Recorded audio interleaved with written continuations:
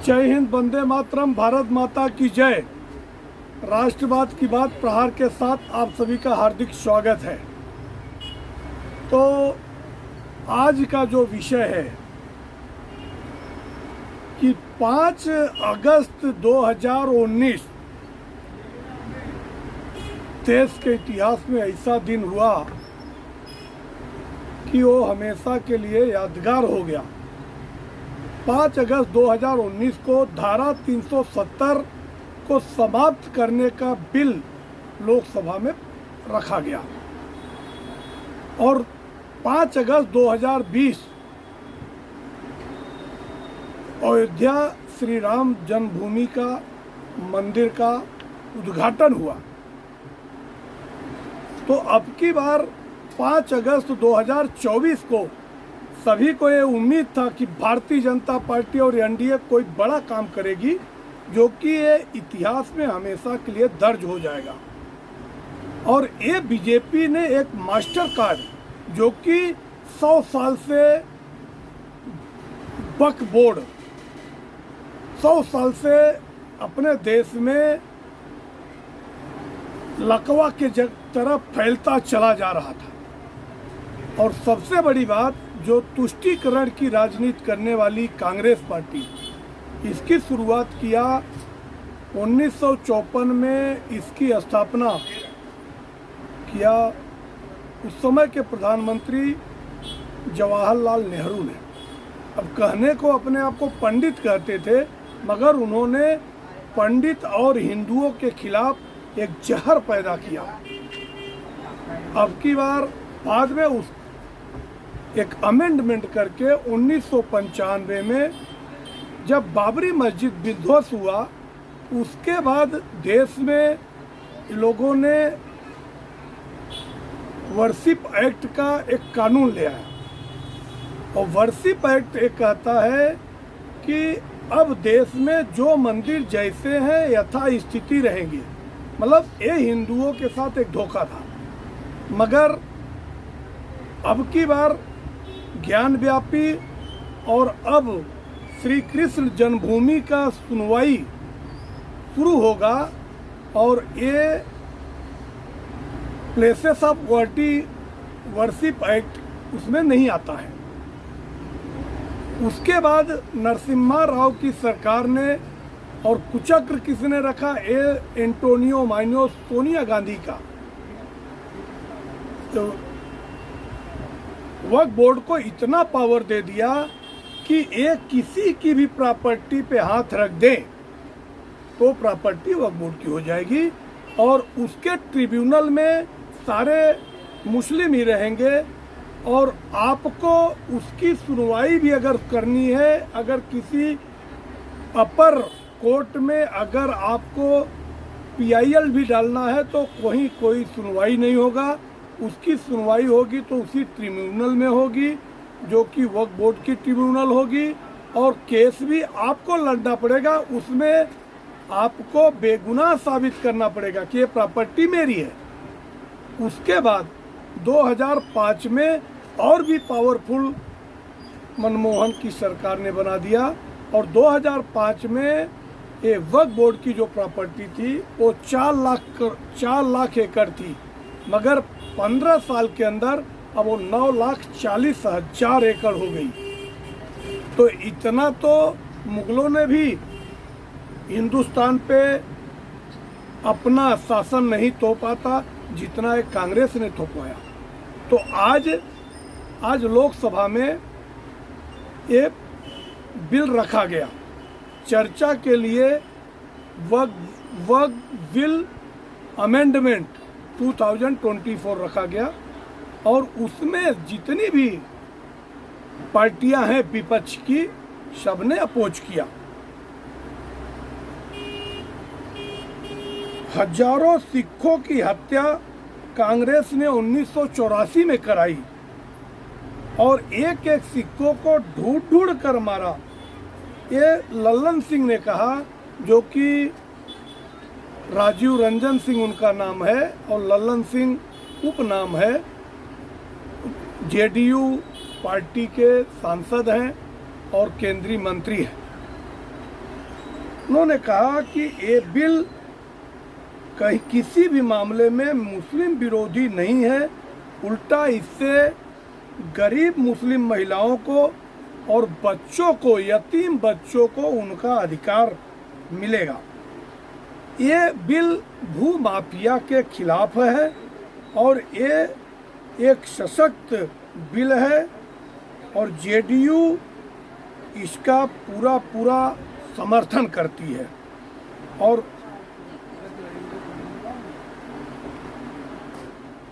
तो समाजवादी पार्टी विपक्ष में, इन लोगों को तो सिर्फ अपना एक वोट बैंक, मुसलमान को अपना एक वोट बैंक मान के चलते हैं। तो समाजवादी पार्टी के जो सांसद उठे वो कहते हैं ये सिर्फ नफरत फैलाने वाला और मुसलमानों के हकों को मारने वाला है और इससे मुस्लिम समाज सड़क पे उतर जाएगा। ये लोकतंत्र, एक तरफ तो लोकतंत्र और संविधान की बात करते हैं, दूसरी तरफ ये लोग भीड़ तंत्र की बात करते हैं कि अफगानिस्तान में क्या हो गया, बांग्लादेश में क्या हो गया, श्रीलंका में क्या हो गया, वैसा ही हमारे देश में भी होने वाला है। डीएमके नेता बोले संसद का आज काला दिन है और आम आदमी पार्टी के संजय सिंह बोले यह अडानी का बिल है। और 30 टीएमसी बोली वक्फ बोर्ड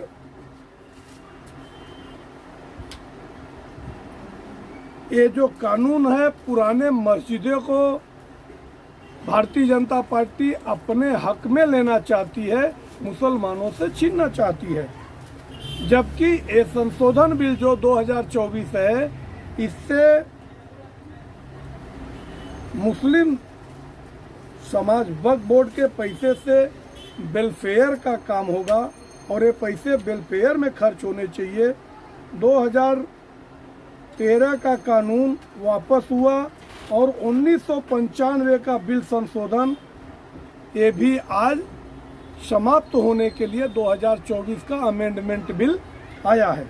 सुप्रिया सुले बोली अभी यह बिल लाने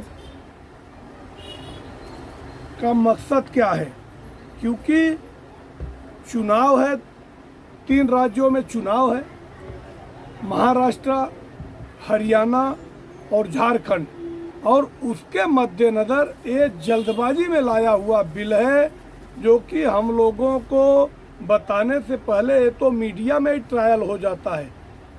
तो इस पे संसदीय मंत्री और अल्पसंख्यक कल्याण के मंत्री रिजिजू जी ने उठ के कहा कि ये 6 अगस्त को ही सर्कुलेट कर दिया गया था और इस पे लोकसभा स्पीकर ओम बिरला जी ने कहा कि ये सारे पोर्टल पे सर्कुलेट किया हुआ है, अगर किसी को देखना है तो जाके देख सकते हैं।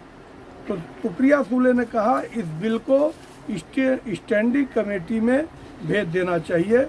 यह बिल बिल्कुल गलत बिल है और इसे निरस्त कर देना चाहिए, इसको लागू नहीं करना चाहिए, क्योंकि ये सिर्फ 2 समुदाय को आपस में लड़ाने वाला बिल है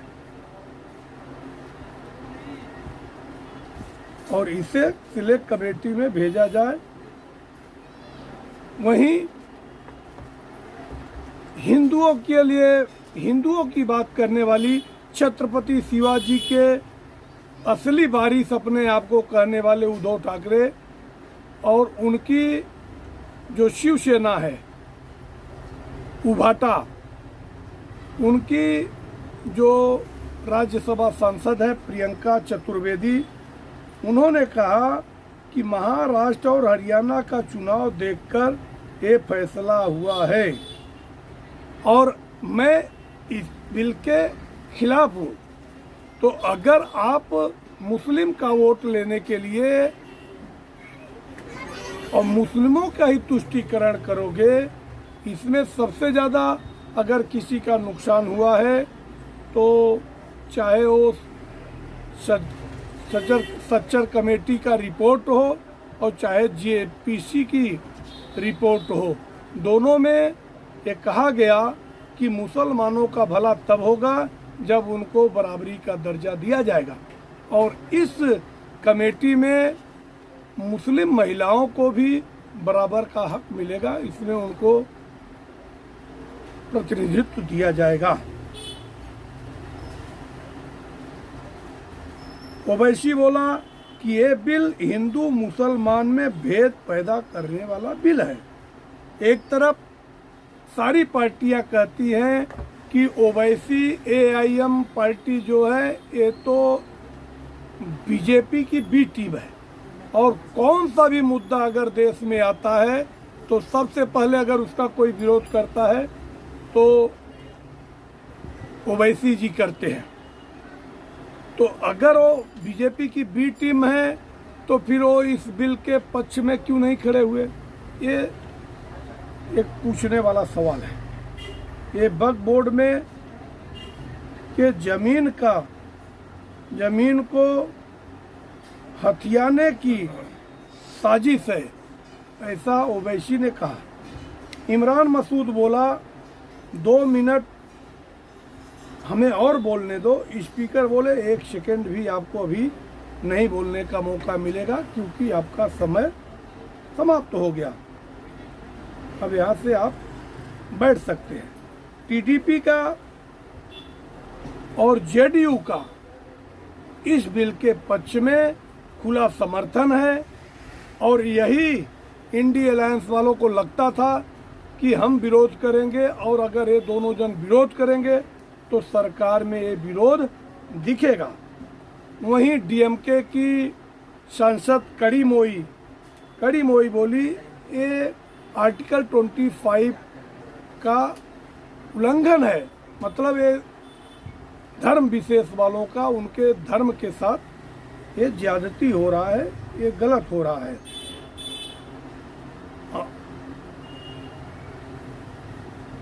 अखिलेश सिंह ने कहा कि ये निराशा है भारतीय जनता पार्टी की हार का, ये हताशा और निराशा है। और माननीय अध्यक्ष महोदय, हमें मालूम है कि लोकसभा में आपका जो अधिकार है, आपके भी अधिकार में भारतीय जनता पार्टी हस्तक्षेप कर रही है, मगर हम लोग आपके अधिकार के लिए लड़ाई लड़ेंगे। इस पे फिर अमित शाह जी ने खुला विरोध किया, और अमित शाह जी ने कहा कि आप अपना देखिए, अध्यक्ष की चिंता आप बिल्कुल मत कीजिए, बाकी ये जो कानून है एक इसमें किसी का कोई नुकसान नहीं होगा, और इससे सभी मुस्लिम समाज का विकास होगा। पश्चिम बंगाल के एक केस का हवाला दिया कि सुप्रीम कोर्ट ने वक्फ बोर्ड मामले को डिसमिस कर दिया था।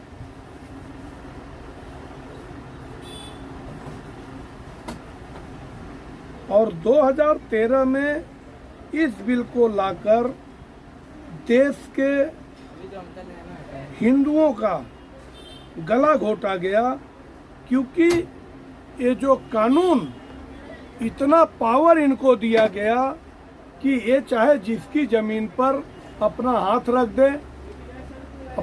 रख दे तो ये आपको साबित करना पड़ेगा। इसके लिए ये कानून सर्वसम्मत से पास होना चाहिए, और इससे किसी भी प्रकार का कोई मस्जिद की जमीन खतरे में नहीं है। अब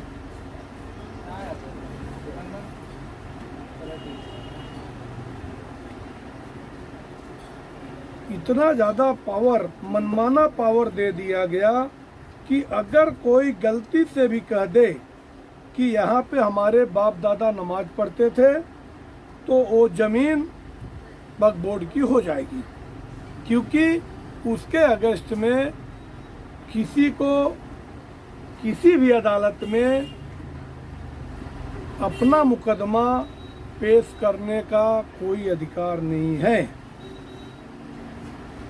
और एक कमेटी हमने बनाई है कि 2015 से 85 बार सम्मेलन करके इसमें बोहरा कमेटी, आगा खाली कमेटी, अहमदिया कमेटी, जेपीसी वक्फ बिल और सच्चर कमेटी का समायोजन है। और इसमें 15 कंसंट्रेशन है, जो कि पसमानदा मुसलमान 2015 में पटना में, श्रीनगर, कश्मीर, दिल्ली में 2017 दिल्ली, 17 जुलाई 2021 में मुंबई, आंध्र प्रदेश, हरियाणा, पंजाब, हिमाचल प्रदेश, गुजरात, महाराष्ट्र, उड़ीसा, जम्मू कश्मीर, उत्तर प्रदेश। और उत्तर प्रदेश में दोनों शिया वक्फ बोर्ड और सुन्नी वक्फ बोर्ड दोनों के सुझाव लेने के बाद लखनऊ ने भी अपना सुझाव भेजा। दिल्ली के विज्ञान भवन में भी बैठक हुई। तमिलनाडु, उत्तराखंड, उत्तर प्रदेश के लिए शिया सुन्नी, कर्नाटक, केरला, तमिलनाडु और कर्नाटक, केरला, तमिलनाडु में अहमदिया ने शिकायत किया कि यहाँ के दलित मुसलमानों के साथ ज्यादती हो रही है और ये वक्फ बोर्ड में उनके साथ बहुत अन्याय हुआ है। और के तमिलनाडु के त्रिपुरापल्ली में एक मंदिर जो 1500 साल पुराना था, वक्फ बोर्ड ने पूरा गांव को अपना दावा पेश कर दिया और वो अभी 3 साल से केस चल रहा है, उस पर कोई फैसला नहीं आया है।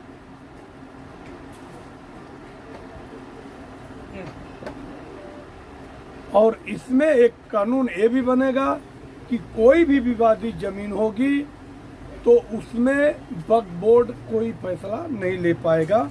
और अब अनुच्छेद 40 के हिसाब से कि जितने भी फैसले होंगे इसमें पहले नोटिफिकेशन होगा और डीएम का पूरा इंटरफियर होगा। अब कहीं पे भी किसी प्रकार की ज्यादती नहीं कर पाएंगे। और अब जब 2009 में वक्फ बोर्ड की प्रॉपर्टी थी 4 लाख, उस समय उसका पूरा 4 लाख एकड़ जमीन था, आज वो 9,40,000 एकड़ जमीन हो गई है। और उस समय प्रॉपर्टी की कीमत थी 30,000, अब हो गई 8,30,000। इतने जल्दी तो इतना तो शोषण मुगलों ने भी और अंग्रेजों ने भी नहीं किया था जितना ये वक्फ बोर्ड के माध्यम से कांग्रेस पार्टी द्वारा दिए गए पावर से ये समाज ने किया है। तो इसके बाद सबकी बात करने के बाद अब इसको जेपीसी में दे दिया गया है। अब ये ज्वाइंट पार्लियामेंट्री कमेटी में इसका सभी सांसदों के द्वारा विस्तृत चर्चा होगी। इसके बाद एक कानून बन के आएगा जिससे कि इससे जितने भी दबे पिछड़े मुसलमान हैं उनका भला होगा। और ये वक्फ बोर्ड, मुस्लिम वक्फ बोर्ड अब किसी की प्रॉपर्टी पे किसी प्रकार का अनुचित दावा नहीं कर पाएगा। आप लोगों को हमारे विचार कैसे लगे, आप अपने विचार कमेंट सेक्शन में आके अपने विचार रखिए और हमारे चैनल को सब्सक्राइब कीजिए। जय हिंद, वंदे मातरम, भारत माता की जय।